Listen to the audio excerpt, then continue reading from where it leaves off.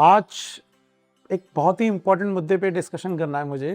Finance की video हम समझते रहेंगे, डिस्कस करते रहेंगे, बट आज डिस्कस करेंगे एक्चुअल में कि आपने देखा होगा कि इंडिपेंडेंस डे आ रहा है, रिपब्लिक डे आता है। कई सारे लोग स्टोरी बहुत अच्छी अच्छी लगाने लगती है देशभक्ति के ऊपर, अपने देश के ऊपर फ्लैग लेने लग जाते हैं। अच्छी बात है, देश के लिए ऐसा करना चाहिए, बट पॉइंट यह है कि देशभक्ति का मतलब क्या है। अभी मैं हिंदी में ही बात करूंगा। देशभक्ति का मतलब क्या है?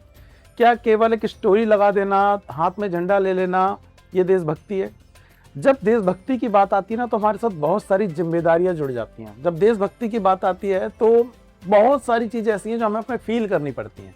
तो आज हम इसी के ऊपर डिस्कशन करने वाले हैं कि जब हम देशभक्त बनने की बात करें, जब हम रिस्पॉन्सिबल सिटीजन बनने की बात करें, तो हमारे देश के प्रति क्या रिस्पॉन्सिबिलिटी होनी चाहिए और क्या ड्यूटीज होनी चाहिए।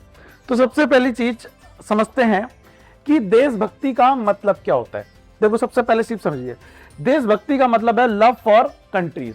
आप जिस भी देश में रहते हो उस देश को आप क्या करें, प्यार कीजिए। हम इंडियन हैं तो हम अपने इंडिया को, अपने तिरंगे को क्या करते हैं, प्यार करते हैं। तो आपको सबसे पहले उस देश से क्या होना चाहिए, प्यार होना चाहिए। यदि आप अपने देश को ही पसंद नहीं कर रहे हैं तो फिर कोई मतलब नहीं रह जाता है। दूसरी सबसे इंपॉर्टेंट चीज, अगर आप कह रहे हैं कि मैं देश को प्यार भी कर रहा हूं, तो आपको फॉलो करने पड़ेंगे अपने कॉन्स्टिट्यूशन को, अपने जो कॉन्स्टिट्यूशन है, जो रूल बुक चलती है, उसके अकॉर्डिंग उसको हमें रिस्पेक्ट करना पड़ेगा, उसको फॉलो करना पड़ेगा, तो जिसमें बताया गया कि देश कैसे चलेगा। नंबर 2, और सबसे इंपॉर्टेंट चीज, रिस्पॉन्सिबिलिटी टुवर्ड द सोसाइटी। हम जिस देश में रह रहे हैं वहां पर कई सारे लोग रहते हैं, एक समाज रहता है। उस समाज के प्रति, उस देश के प्रति हमारी कुछ रिस्पॉन्सिबिलिटी है, उसको हमें फॉलो करना पड़ता है। जब ये तीनों चीजें हम करते हैं तो हमारे अंदर से एक अच्छी वाली देशभक्ति निकल के आती है और हम सच्चे देशभक्त कहलाते हैं। क्या क्या करना चाहिए, डिस्कस करते हैं। सबसे पहले तो हमारी ड्यूटीज क्या है एज रिस्पॉन्सिबल सिटीजन। सबसे पहली ड्यूटी है कि इंडिया के अंदर जितने भी हमारे लॉ हैं, जितने भी कानून हैं, उनको हम फॉलो करें, अच्छे से फॉलो करें। दूसरा, किसी की बेइज्जती ना की जाए। देश के सब लोग बराबर हैं तो सबकी क्या करना जरूरी है, रिस्पेक्ट करना जरूरी है एज रिस्पॉन्सिबल सिटीजन। आप पब्लिक प्रॉपर्टी को नुकसान नहीं पहुंचाएंगे, उन्हें प्रोटेक्ट करेंगे। हमारी रेलवे है, हमारी सड़कें हैं, हमारी स्ट्रीट लाइट है, कोई भी ऐसी प्रॉपर्टी जो पब्लिक प्रॉपर्टी है, जो सरकार ने जनता के लिए बनाई है, इसका मतलब ये नहीं है कि आप उसे नुकसान पहुंचाएंगे। पब्लिक प्रॉपर्टी का मतलब मजाक मजाक में लोग बोल देते हैं कि पब्लिक प्रॉपर्टी मतलब हमारी है तो हम यूज करेंगे और तोड़ेंगे। यूज करेंगे, सब यूज करेंगे, लेकिन उसको तोड़ना नहीं, उसको प्रोटेक्ट करने की जिम्मेदारी होती है हमारी। ठीक है, इसी के साथ हमें अपने देश को क्या रखना पड़ेगा, कीप इंडिया क्लीन। अगर जितना हमारा देश साफ सुथरा रहेगा उतना ही हमारा देश बेटर बनेगा, उतना ही देश हमारा महान बनेगा। तो एज रिस्पॉन्सिबल सिटीजन आपको इन 4 चीजों को अपने अंदर जरूर फॉलो करना है ताकि हमारा देश आगे बढ़ सके। इसके साथ ही समझते हैं एक रिस्पॉन्सिबल सिटीजन और क्या करता है। देखो, सबसे पहले वो अपने टैक्सेस टाइम से पे करता है, जो भी आप पे टैक्स लग रहा है, क्योंकि देश को चलाने के लिए पैसा चाहिए होता है। तो जितना भी आपसे बनता है कि हाँ मेरा इतनी इनकम है तो मैं टैक्स दूंगा, आपको टाइम से टैक्स पे करना चाहिए। दूसरी रिस्पॉन्सिबिलिटी, वोट रिस्पॉन्सिबिली। आप यहां पर अपने जो वोट देते हो, सरकार बनाते हो, वो किसी पैसे के लिए, किसी लालच में आकर, किसी दारू के लालच में आकर, किसी साड़ी के लालच में आकर प्लीज ऐसा ना कीजिए। देश महान तब बनेगा जब देश के नेता अच्छे होंगे, और नेता कौन चुनता है, आप और मैं चुनते हैं। तो जब हम वोट करेंगे तो बहुत ही रिस्पॉन्सिबल तरीके से एक अच्छे कैंडिडेट को चुन के भेजेंगे, जो ग्रोथ की बात करेगा, जो एम्प्लॉयमेंट की बात करेगा, जो एजुकेशन की बात करेगा, जो हेल्थ की बात करेगा। ठीक है, तो यहां से ही देश की बिल्डिंग चालू होती है। उसके बाद नेक्स्ट चीज, आपको इंडिया के अंदर या किसी भी देश में जहां पे आप रह रहे हैं, आपको वहां के रूल्स फॉलो करने चाहिए। रूल्स फॉलो करोगे तब आपको ग्रोथ होती हुई नजर आएगी। एंड सबसे इंपॉर्टेंट चीज, देश क्यों खोखला हो रहा है, खराब हो रहा है, क्योंकि कई सारे लोग करप्शन कर रहे हैं।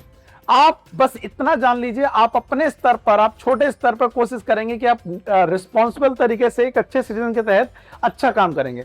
यदि आप टीचर हैं, आप पढ़ाएंगे अच्छे से। यदि आप ड्राइवर हैं, आप ड्राइविंग बहुत अच्छे से करेंगे, कोई रूल ब्रेक नहीं करेंगे।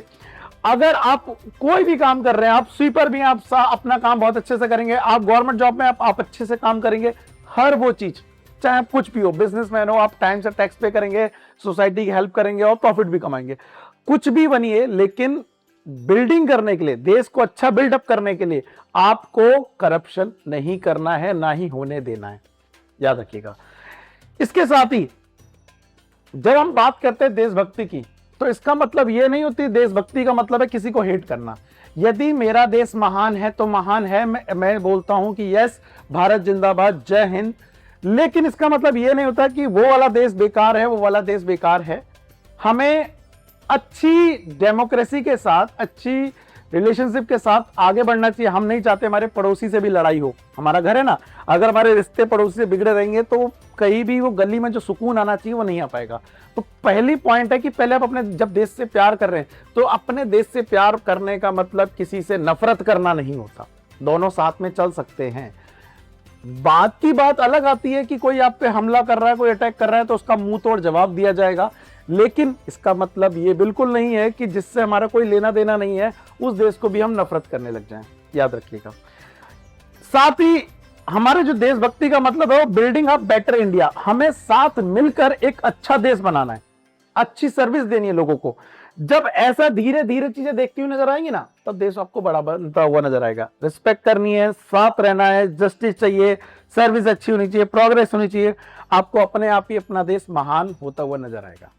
एंड लास्ट, सबसे इंपॉर्टेंट चीज करना क्या है हमारे को, देखिए, देश, असली देशभक्ति तब आएगी जब आप क्या होंगे, खुद ईमानदार बनेंगे। बी ऑनेस्ट, जो भी काम करो ईमानदारी से करोगे।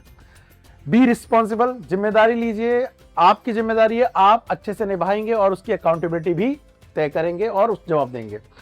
हेल्प अदर्स, यहां पर इंपॉर्टेंट है कि आप जब देशभक्ति की बात कर रहे हैं तो आप दूसरों को भी मदद करते हुए चलेंगे, आगे बढ़ते हुए चलेंगे।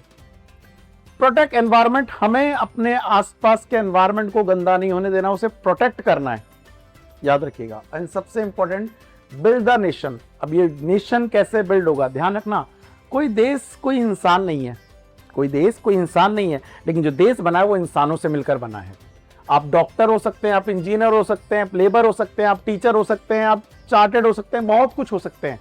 करना क्या है, टीचर हैं तो अच्छे से पढ़ाइए, बिजनेसमैन है तो अच्छे से काम कीजिए, अच्छे से प्रॉफिट कमाइए, अच्छे से टैक्स भरिए, डॉक्टर हैं तो अच्छे से लोगों सेवा भाव से इलाज करिए और अपनी फीस लीजिए, अगर आप इंजीनियर हैं तो अच्छे से अपना काम कीजिए, मतलब आप लेबर हैं तो ठीक है, आप जितनी मेहनत करते हैं उसके बदले आपको प्रॉपर वेजेस मिले और आप लोगों के लिए सर्व कीजिए।